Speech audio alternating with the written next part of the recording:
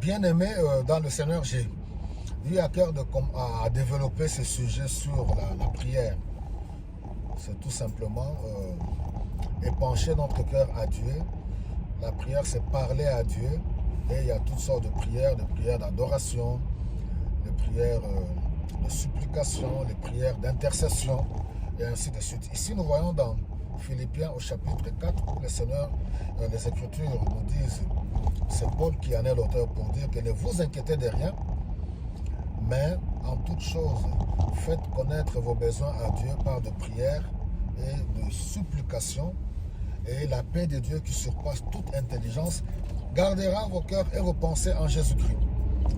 Donc Philippiens au chapitre 4, là nous avons le verset 8. Alors donc, il nous donne une recette par rapport aux inquiétudes. Et en même temps, il nous invite à prier. Comme j'ai dit dans d'autres messages que nous devons revoir le mobile de la prière. C'est Jacques qui dit, vous priez, vous ne recevez pas parce que vous demandez mal.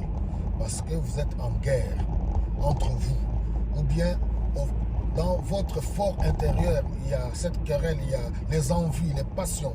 Vous demandez dans le but de satisfaire vos propres désirs.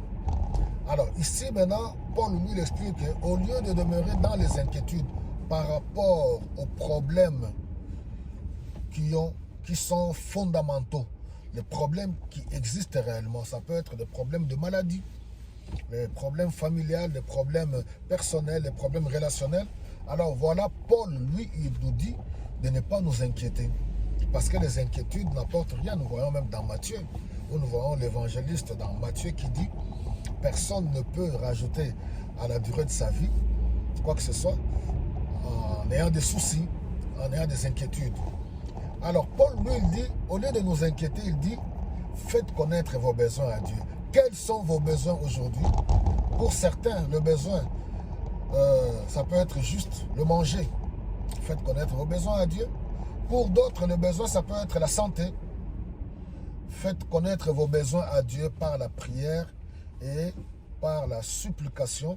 Et il dit que la paix de Dieu qui surpasse toute intelligence gardera vos cœurs et vos pensées en Jésus-Christ. Quelle est ma prière aujourd'hui pour tous ceux qui sont vraiment dans des besoins, ceux qui traversent des moments difficiles, ceux qui ont besoin du secours de Dieu, ceux qui ont besoin de l'intervention de Dieu, en ce jour que le Seigneur rencontre vos besoins, qu'il vous touche, qu'il vous restaure, parce que c'est un Dieu fidèle, un Père responsable. Nous avons cette promesse que dans le nom de Jésus-Christ, Dieu est celui qui intervient et qui répond favorablement à nos besoins. Voilà mes bien-aimés, je vous souhaite une très très bonne journée. Ne baissez pas les bras et soyez forts.